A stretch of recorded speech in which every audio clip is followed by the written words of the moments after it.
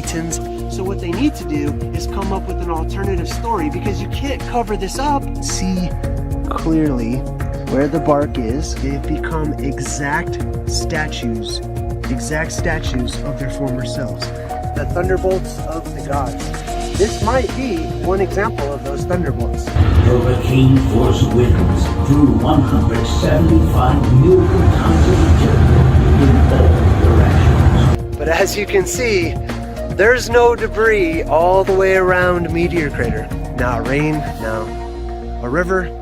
No. No way in a million years.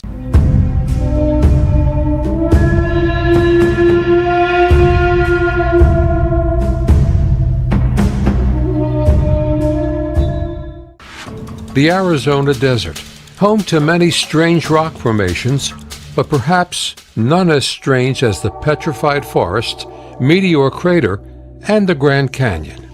While mainstream academia may have closed the book when it comes to the origins of such historic landmarks, truth seeker and esoteric historian JayDreamerZ believes there may be more to the story than we're told. Now, what I refer to as our ancient Oblivion is a period that's missing from the historical record. This is a entirely alternative version of prehistoric times. Traveling deep into the Native American wilderness, he'll research and explore these anomalies of geography firsthand, starting with the Petrified Forest. Now, when you look at these petrified trees, you can see clearly where the bark is. You can see the bark line right there.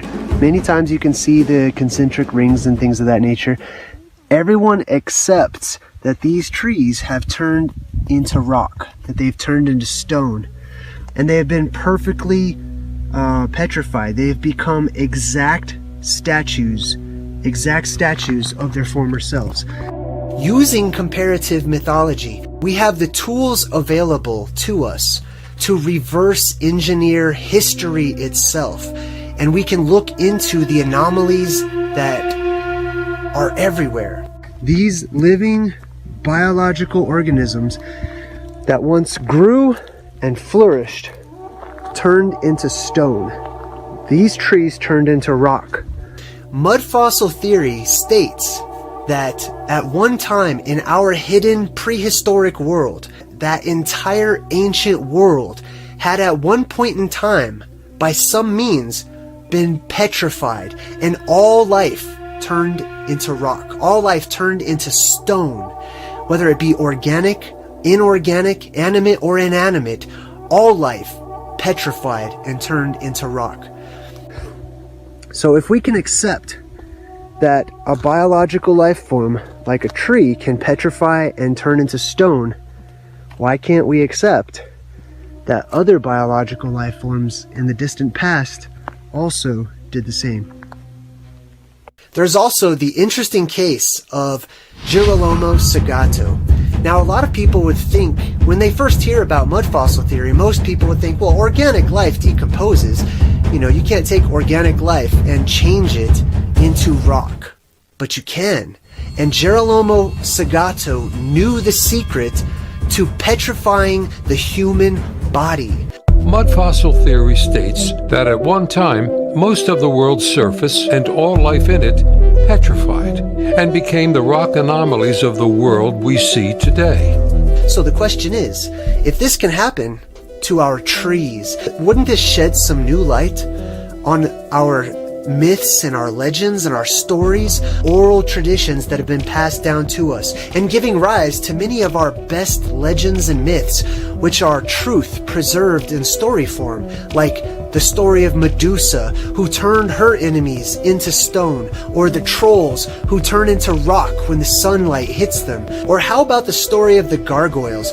A gargoyle is symbolic. It's a reminder of that perpetual curse, that there was advanced technology used to change people into stone. Haven't you ever wondered, how did we go? You've got to ask yourself, how did we go from a golden age where the gods lived and had advanced technology and there was a garden paradise and life was great, all of a sudden to an age of rock, to the Stone Age? What caused that transition? Mud fossil researchers believe that the answer lies in the petrification of the world, ancient technology that was used as an end-all, be-all for the war between the gods and the titans. If the rocks of this land are accepted as having once lived and breathed, then perhaps there is more than just myth to be found in the legends of the world. Meteor Crater, destination of over 250,000 visitors a year, and home to the most well-preserved meteor impact site on the planet. Or is it?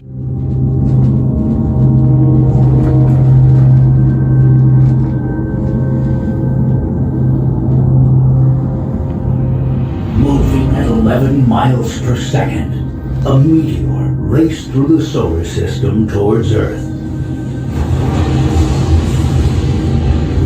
Immense shockwaves were created as it approached from the east.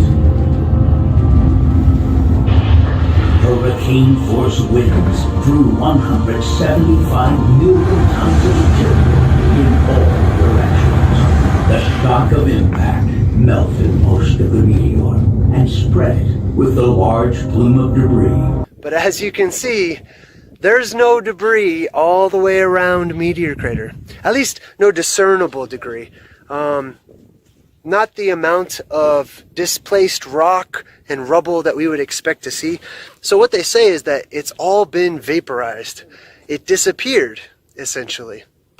This place has special significance because it's directly related to the gods. It's got nothing to do with a rock smashing down into our world. It has everything to do with our ancient and hidden past, where we had an alternative sky, an altogether different looking world. Our world back then looked alien to us. And these are national monuments, all these places that are preserved, especially here in Arizona, they're directly tied in to our ancient past. So what they need to do is come up with an alternative story, because you can't cover this up. You can't, I mean, you could try to fill it back up with dirt, but they're not going to do that. So they roll with it, they go with it, and they come up with a different story. And that's why when we walked in to the visitor center, you see so much NASA propaganda.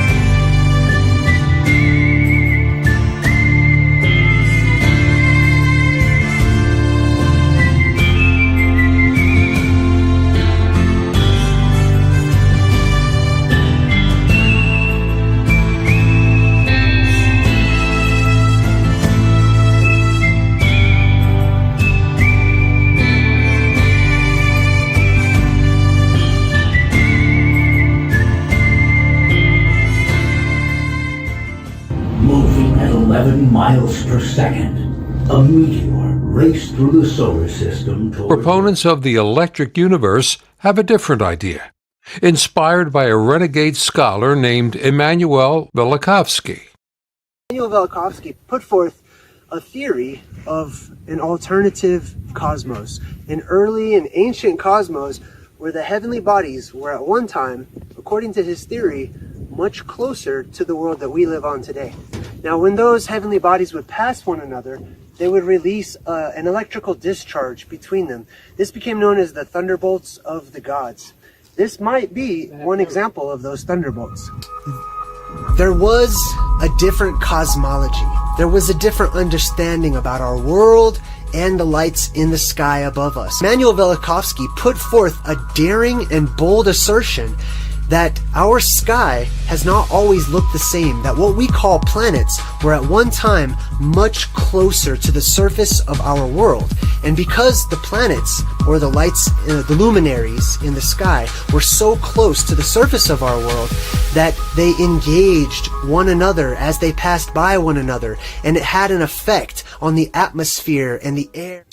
But if we listen to some of the suggestions of Immanuel Velikovsky, we'll soon see that if in fact it was an electrical discharge between some heavenly body that was up there and our world down here, this is exactly what we should expect to see. And that even some of the ancient and earlier people venerated those heavenly bodies that we now call planets, and that they named them after the gods, and they were constantly fearful of those gods because they could do things like this to our world. Now, what Immanuel Velikovsky was referring to is what I call the Arcadian sky. This was how the sky looked during the ancient times of Arcadia and Atlantis and Lemuria. The times of the prehistory that's been kept from us, the sky itself was altogether different looking. As those luminaries passed one another in the heavens, they sometimes released an electric discharge between the heavenly bodies. Also, at times, between our surface of our world and those heavenly bodies that were near at the time. Now, the question is, could those heavenly bodies have been used as a form of advanced technology in the war between the Titans and the gods? Are they related? Could they be related to mud fossil theory and the petrification of our world? Is that why we have the stories of the trolls turning into stone when they see the light of the sun hitting them? And when those heavenly bodies, those lights in the sky, passed near enough to one another, there was released an electric discharge. And this became, possibly, the Thunderbolts of the gods. This was Zeus's lightning bolt. And this, not meteorites from space, not rocks crashing into our world, but the Thunderbolts of the gods could be what is responsible for so many of the anomalous craters that not only we have here on Earth, but we also see on the moon as well. When the gods would war with one another and Zeus would throw his lightning bolt down to the earth, it would cause a crater. It would rip out pieces of the world and it would obliterate them, throwing them in all directions, leaving behind a crater that we have possibly mistaken for a crater from a meteor. If you look at obelisks, an obelisk looks exactly like a lightning conductor. It looks exactly like something that would harness the energy that was given, the immense amount of energy that was given by the gods themselves. And maybe that's where we get our obelisks from. Maybe the obelisks were there to draw the energy that was coming down from those nearby heavenly bodies. Or perhaps the obelisk was used to deter the path and the flow of that electrical current, to take it to somewhere that was safer and outside of the main cities and outside of the populated areas. Now, once those heavenly bodies returned further back into the sky and it was now safe, now we have those obelisks as a type of religious relic. And now they're venerated because those are from the time of the gods. Those are from the time of the Titans and the war between the gods, the war in heaven between the gods and the Titans themselves. And so what they do is they take the obelisks that are no longer needed, they venerate them, and they bring them into their cities as symbols for the time that once existed, known as our ancient Oblivion, or the time where the gods lived and walked among us. In school, we learned that the Grand Canyon was carved out of the earth by the flow of the Colorado River. Where are the canyons of the mighty Mississippi, the Amazon, or the Nile?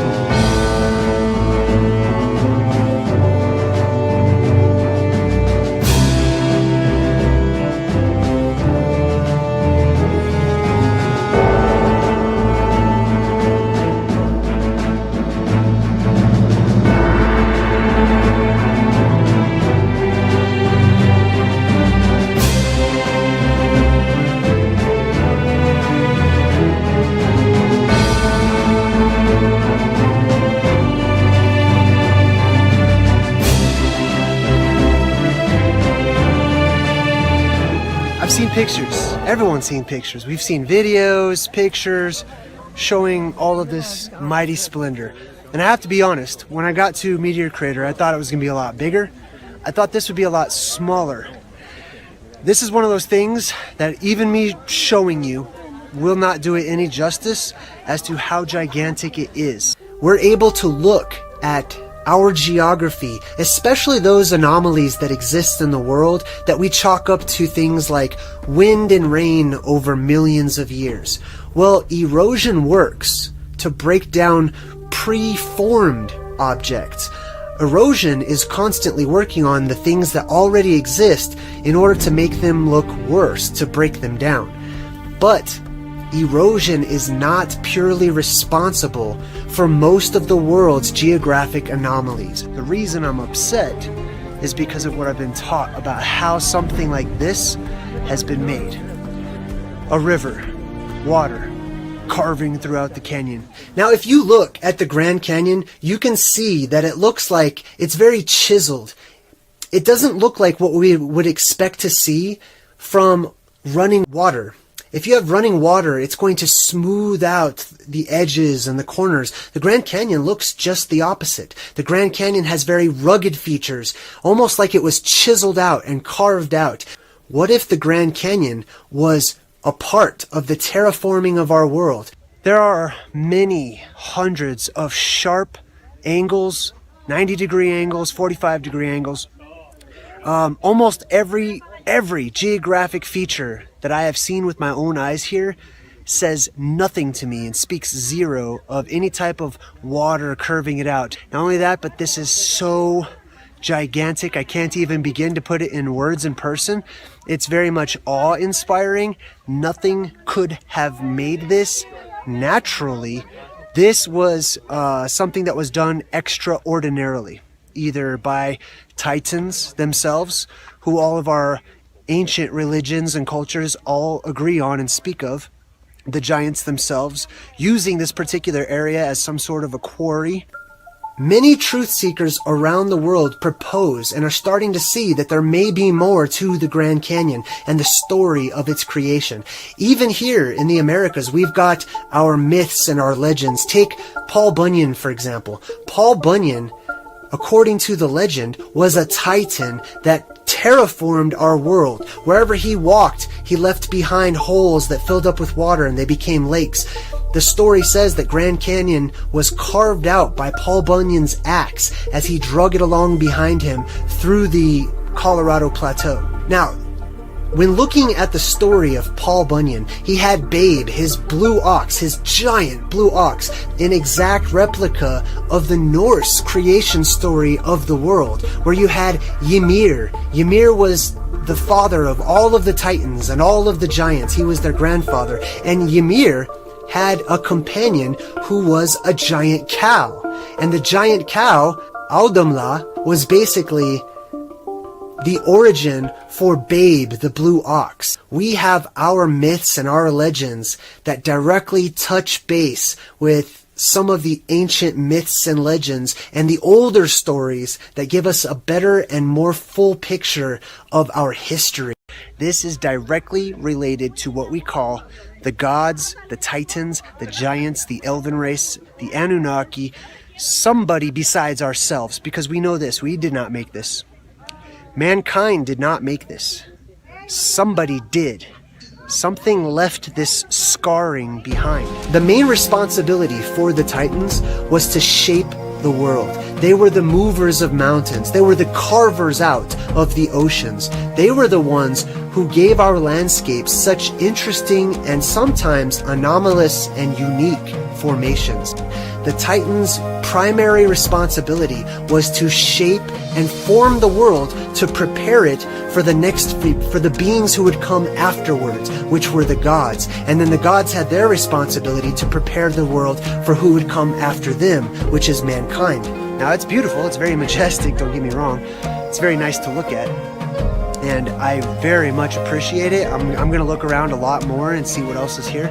If we were to ask the native peoples of America about the history and the origin of places like the Grand Canyon, they would have more of a reverence, they would have more of a spiritual connotation to the events that had happened, and they would relate the creation of the Grand Canyon and the land itself directly to the time of the gods and directly to the time of the giants.